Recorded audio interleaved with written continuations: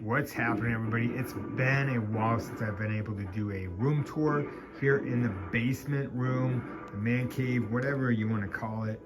But we're gonna go over how I have it set up. So far, I was fortunate enough that my bio dad visited me. It's always great to see him, and I really appreciate his help because we were able to finish the room, meaning the ceiling and the lights and everything, which was really helpful. And it was fun to do, I mean, it's fun to do those, father-son projects. So I definitely appreciate that. And that deserves cheers here. Sea Dog Blueberry. This is my favorite drinking local. Great tasting beer. But okay, we'll start at the, right to the right of the door here. I used to be a huge hockey fan. Like, I don't watch the professional NHL as much as I like to, but that's just because my favorite team's a West Coast team, and if I catch their games, it starts at 10 and ends at 1, and I'm getting older and it's harder to stay up that late. But the reason why I am a Vancouver Canucks fan is Pavel Bure, the Russian Rocket. As a kid, I loved his game. I was a huge fan of his, so I have his jersey. I also have Steve Yzerman's. I actually found that jersey at $10 at Goodwill way back in the day when you could get good deals at Goodwill. It has a C on the front and also the sewed Detroit Red Wings logo. Looks really great. I don't know if that's authentic or not, honestly. I mean, it looks authentic. And thinking about authentic jerseys, that Pavel Bure one is as well. Now, my sister had a friend in college that sold these things, to make money, as well as his dad. They sold these things, and they sold them at the suggested retail. So my sister and I were able to buy at cost. So $50 for this jersey and the Howie Long jersey. Those are both authentic. We bought them for $50. Like, we bought the jerseys, each jersey for $50. The recommended retail was over $300. I could show you the tags, but I can't really find them. That's not a price tag right there. Otherwise, I would show you that. This one's just a replica, so I've had these jerseys forever, so to be able to display them is actually nice because I love talking hockey when the subject comes up. This stick was something that my mom and stepfather's neighbor they were just trying to get rid of stuff, and this stick was within that stuff. This is a handmade wooden stick made in Finland. It's so super cool. I love it. So yeah, definitely had to snag that. University of Maine, that is the team I grew up just watching all the time. I'd go to games, and me and my next door neighbor, and we would, at the end of the games, would wait at the end, at the door of the locker room, and these are college kids, and they're like signing our stuff, and it was really cool. They're really, really nice to us. I do have, that's 87, 88 team. I do have some autographs there. The most notable one there, that I can make out is Bob Beers. He was my favorite player. To watch, Sean Walsh, I do have his autograph. He was the coach of the University of Maine when they won their first national championship.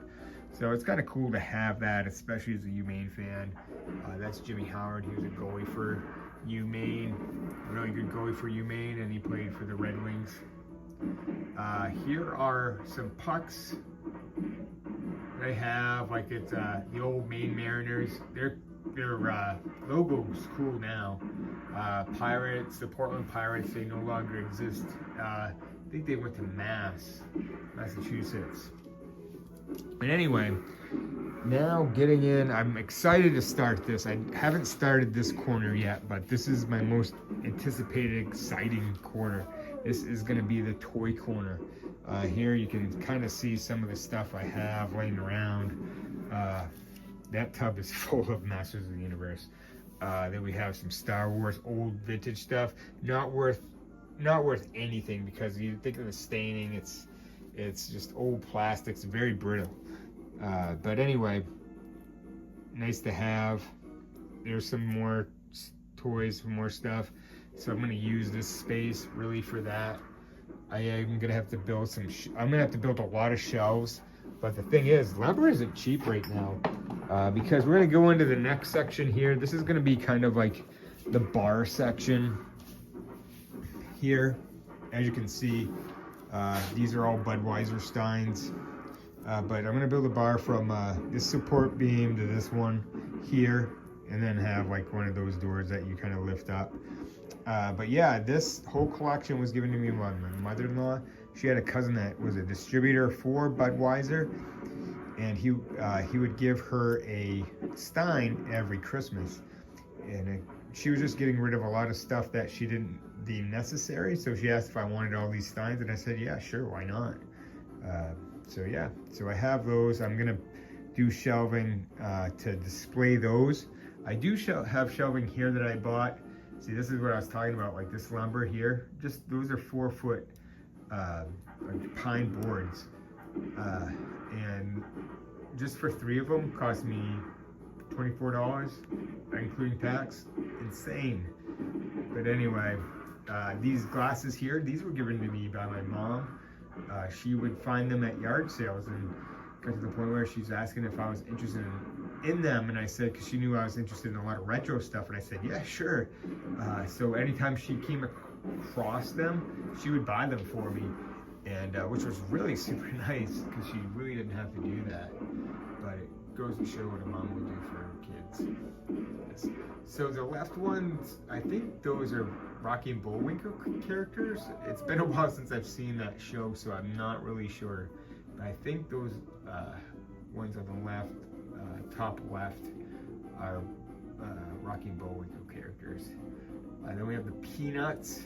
Then we have Flintstones cup, and then the cartoons grew up with Sylvester the cat. We have Daffy Duck, Tasmanian Devil, Sylvester again, and then I can't remember that chicken's name. He was kind of a creepy guy.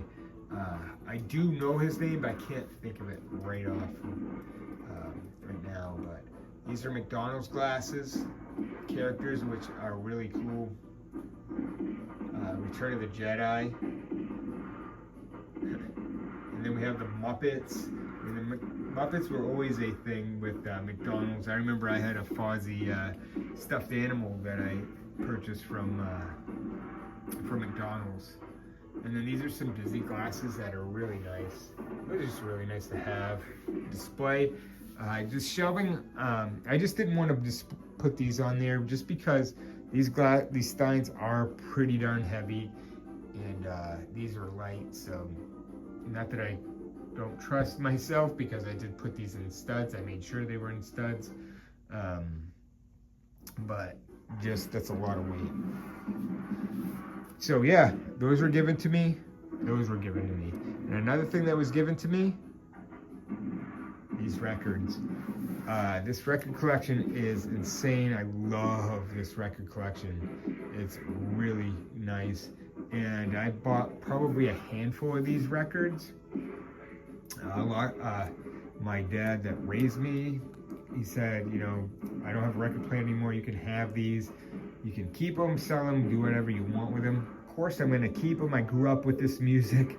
This is what I listened to growing up. So, of course, I'm going to keep them. Some of them were from my aunt, from my bio dad. It's just like insane collection, and it's really good. But I do want to show off one thing, though. Because those who know. So, River City Rebels, great punk band in the 90s. And some may know Dan from even YouTube. He's still active as far as I know, because he goes over his pickups and stuff like that, which is really cool. I was fortunate enough to meet him at Too Many Games one year.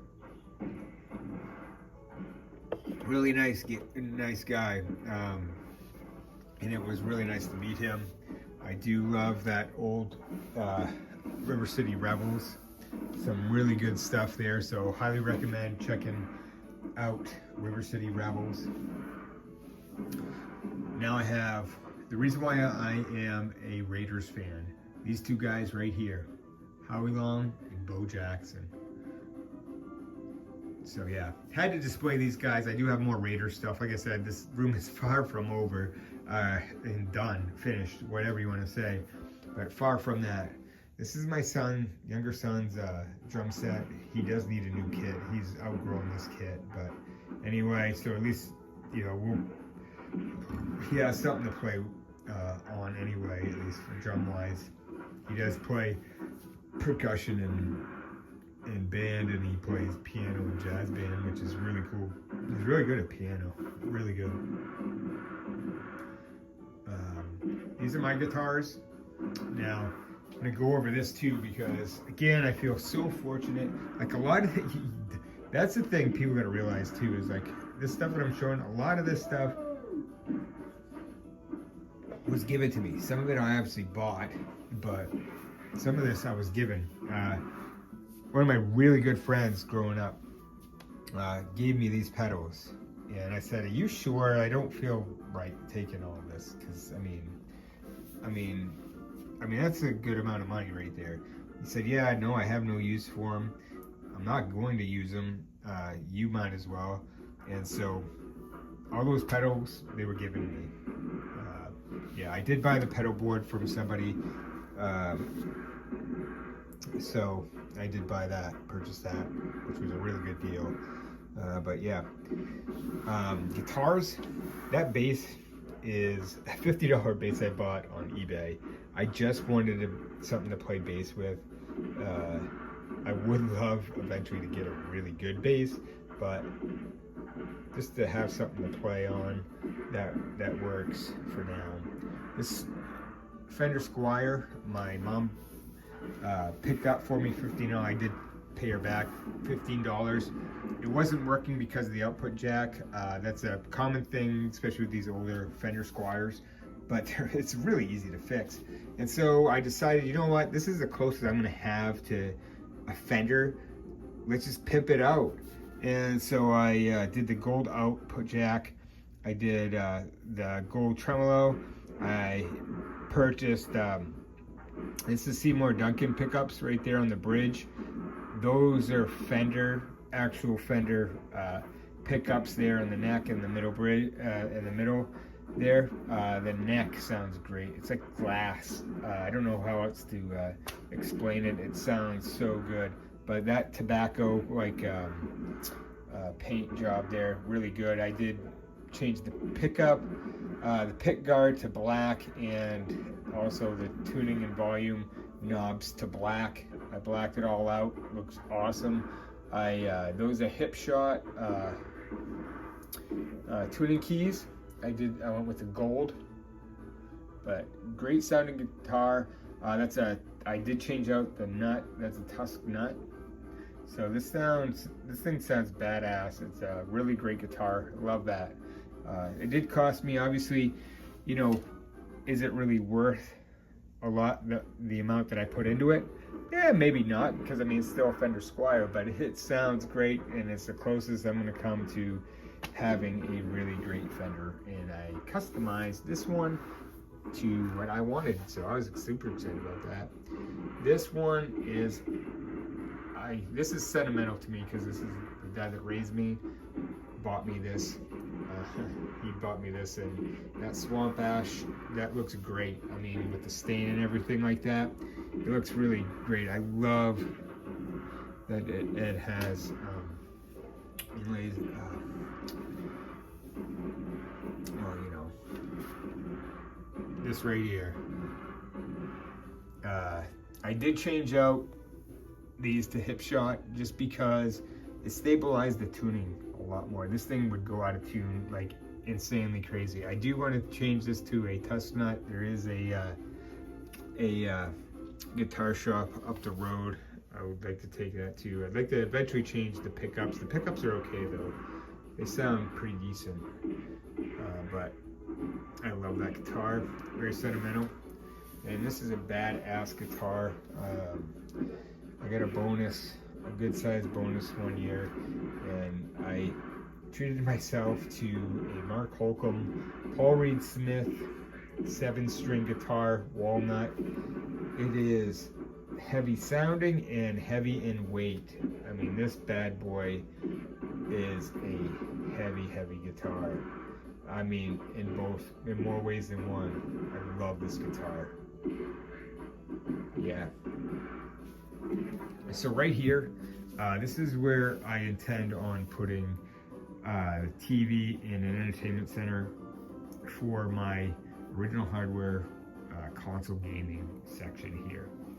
My in-laws do have our old couch that they want to part with, and so I may get that. I do have a chair here, but I may get rid of that and then put the couch here. There's just enough space to move around and all that stuff, because I got to figure out where I'm going to put my PC and all that. So I don't know. We'll see eventually. We'll see how it goes. Then last but not least, I'm very proud of this. This was something, long in the making. I've had some of these parts, 3 to 5 years, and I haven't done anything with them. I always had a dream of making something like this. I just never knew if it would come into fruition. It took a long time, but it was worth the wait. And if I was to buy these parts now, I probably wouldn't be able to afford them. A lot of this was me customizing that. I had purchased the bezel and that like very long ago, and the original PCB board.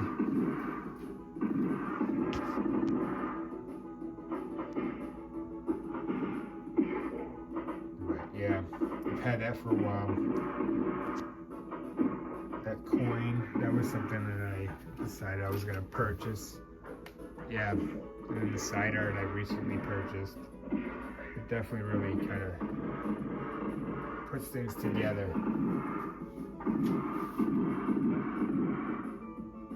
Love it. Love it, love it. All right. Well, that's all I have for this room right now. I'm excited, like I said before, the direction that it's going. And so I'll give probably one more update when it's all finished, or I'll give an update when it's further along. But that's going to do it for me for tonight. So until next time, see you.